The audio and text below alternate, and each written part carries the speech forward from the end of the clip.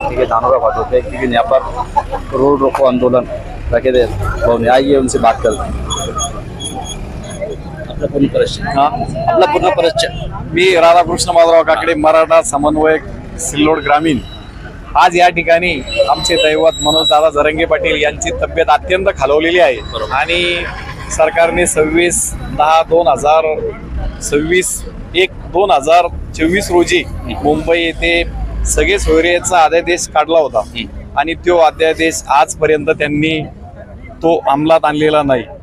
येत्या 10 तारखेपर्यंत मनोजदादा जरंगे पाटलाला एकही जरी सगळ्या सोयऱ्यांचं जर प्रमाणपत्र दिले असतील तर आज त्यांना या ठिकाणी बसण्याची वेळ आली नसती। आज ते गेल्या 10 तारखेपासून अंतरवाली सराटी येथे आपल्या मराठा समाजाला सगळ्या सोयऱ्याचे जे आरक्षणाचा न्याय मिळण्यासाठी ते आपल्या आज जीवाचं रक्त जाळत आहे आणि त्यांची तब्येत अत्यंत खालवलेली आहे। जोपर्यंत त्यांची मागणी पुरी होणार नाही आणि जे सरकार 20 तारखेचं अधिवेशन या 2 दिवसात सरकारनं घेतलं पाहिजे, कारण की त्यांची तब्येत अत्यंत खालवलेली आहे आणि त्यांच्या जोपर्यंत मागण्या पूर्ण होणार नाही तोपर्यंत ते उठणार नाही आणि त्यांच्या जीवाला जर काही झालं तर या महाराष्ट्रात कुठल्या प्रकारे या सरकारची गय ठेवल्या जाणार नाही। माननीय मनोजदादा जरंगे यांच्या नेतृत्वाखाली आज इथे धानोरा फाटा येथे रस्ता रोको शांततेत करण्यात आलं। तरी बी सगळे सोयरे यांचं लवकरात लवकर कायद्यामध्ये रूपांतर करून हा कायदा लागू करावा एवढे सरकारला सांगून आणि तसेच सिल्लोडचे एडीएम साहेब त्यांच्या टेबलवर जे 800 कुणबी प्रमाणपत्र आहे त्यांनी ताबडतोब या 2 दिवसांमध्ये निकाली लावावे, अन्यथा आम्ही 16 तारखेला तहसील व एडीएम ऑफिस इथं मोर्चा काढणार आहे, एवढी यांनी नोंद घ्यावी। धन्यवाद। सकल मराठा समाजाला माझा जय शिवराय। आज मनोज जरांगे पाटील मराठा योद्धा हे आमरण उपोषण करत आहे। त्यांची तब्येत खालावली, त्यांच्या नाकातून रक्तस्राव येतोय। हे नालायक हरामखोर बेअक्कल सरकार 7 ते 8 महिन्यापासून त्यांच्या जीवाशी खेळ खेळत आहे। तुम्हाला कोणत्या गोष्टीचं ज्या ठिकाणी 1.5 कोटी लोक जमा होतात त्या 1.5 कोटी लोकांची मागणी काय आहे? जगात इतिहासात 1.5 कोटी जनता कधी जमा झाली नसेल, एवढी अंतरवाली सराटीमध्ये तेवढी जनता जमा झाली। त्या मागचं कारण गोरगरिबांचे जे आमचे मराठा समाजाचे मुलं आहे हे शिक्षणावर वंचित राहत आहे, कारण शिक्षणाला पैसा त्यांच्याकडे नाहीये। आज परिस्थिती शेतीचे छोटे छोटे तुकडे झालेले आहे, त्यामुळे आज आम्हाला आरक्षण मागण्याची वेळ आलेली आहे। अशा वेळेस हे सरकार माझ्या शेतकऱ्याला, दिल्लीमध्ये सुद्धा आता आंदोलन चालू आहे, दिल्लीत सुद्धा शेतकऱ्याच्या विरोधामध्ये काम करत आहे।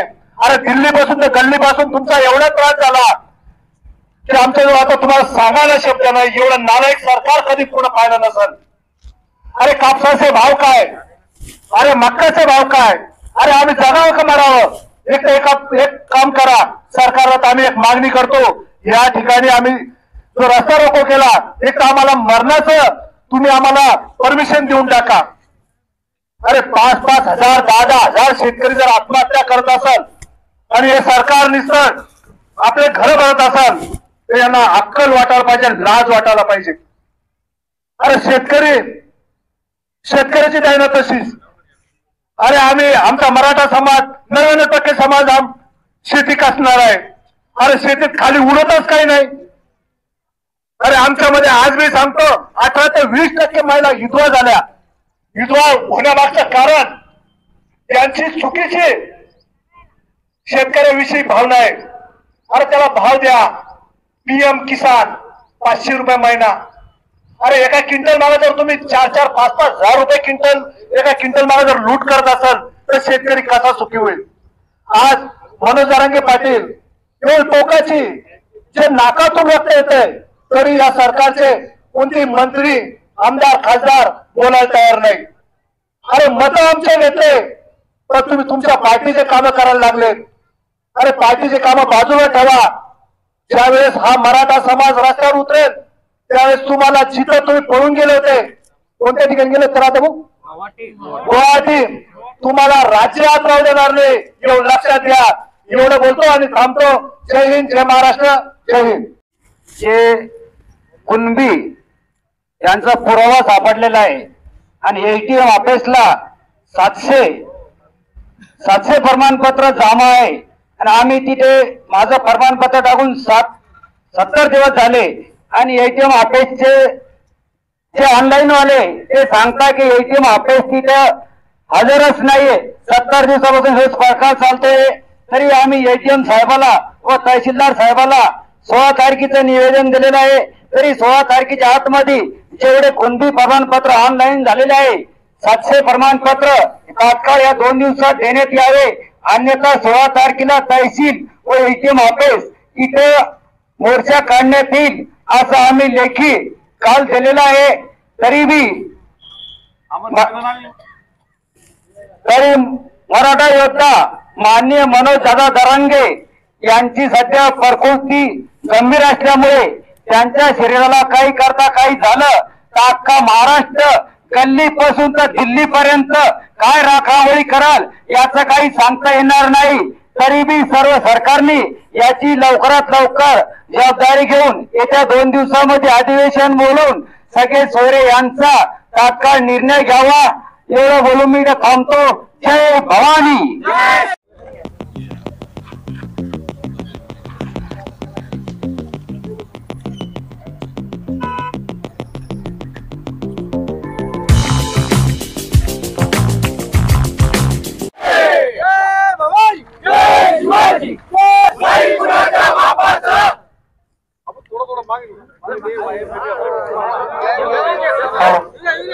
हॅलो छत्रपती श्री शिवाजी महाराज की जय. छत्रपती श्री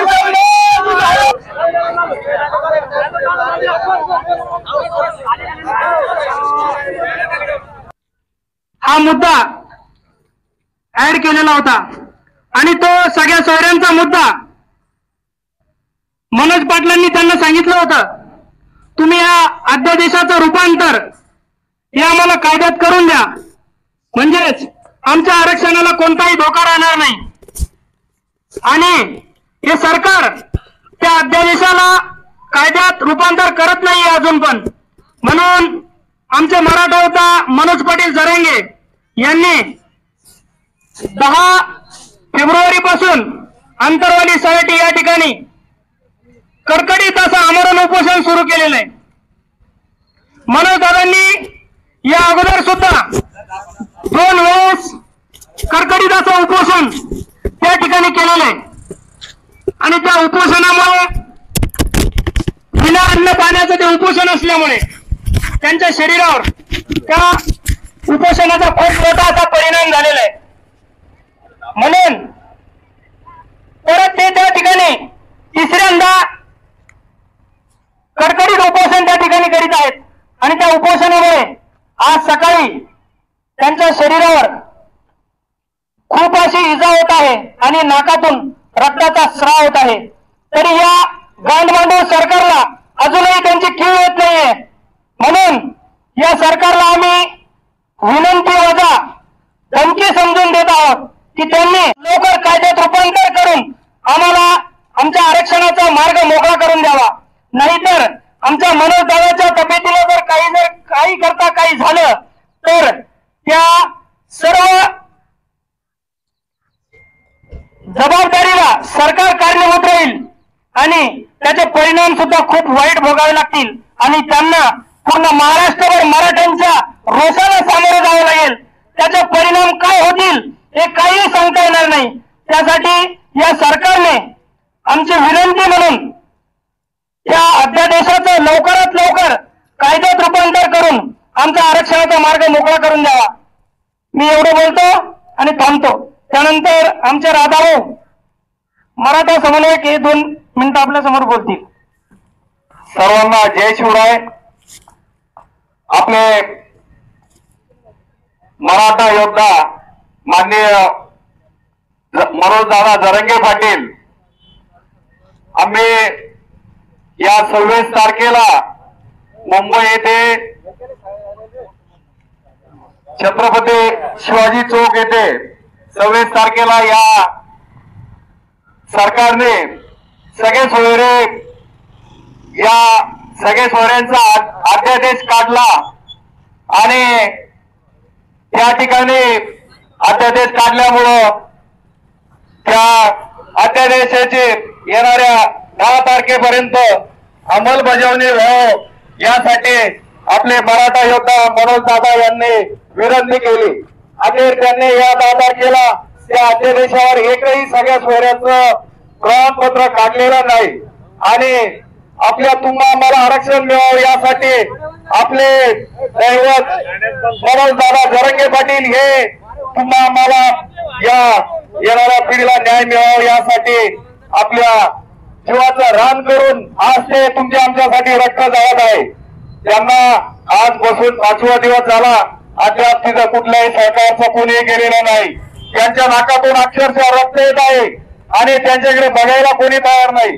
या सरकारने त्या दिवशी गेल्या 10 तारखेला अध्यादेश दिला आणि त्या अध्यादेशाचा कुठल्या प्रकारची अंमलबजावणी केली नाही. त्यांनी तात्काळ त्याची तब्येत खालवलेली आहे. लवकरात लवकर त्यांच्या ज्या मागण्या आहेत सगळे सोयऱ्याच्या या मागण्या तात्काळ पूर्ण करण्यात याव्या. अनेक वेळेस त्यांनी सरकारच्या शब्दाचा भान ठेवून त्यांनी त्याला टाइम देण्यात आला. एकच वेळेस नाही, अशी 4थी 5वी वेळेस आहे. आज त्यांच्या अक्षरशः त्यांच्या नाकातून रक्त स्रावत आहे आणि त्यांच्या जर जीवाला काही झालं तर हा महाराष्ट्र कुठल्याही प्रकारे या सरकारची काही ठेवणार नाही. या निर्दय काटाळ्याच्या सरकारचा मी या ठिकाणी जाहीर निषेध करतो. कारण की या ठिकाणी जो योद्धा या मराठ्यासाठी या येणाऱ्या पिढीसाठी एक आपल्या या रक्त जाळत आहे आणि त्यांनी येणाऱ्या 26 तारखेला जो शब्द दिलता सरकारने तो शब्द अध्यादेश आज या ठिकाणी पारित करायला हवा होता. कारण की आज जर या माणसाच्या जीवाला काही झालं तर या संपूर्ण तमाम मराठ्याच्या वतीनं कुठल्याही प्रकारने हे छापणार नाही आणि पेलणार बी सुद्धा नाही. या ठिकाणी यानंतर आपले तानापूरचे अनिल पालोदे हे आपल्याला संबोधित करतील.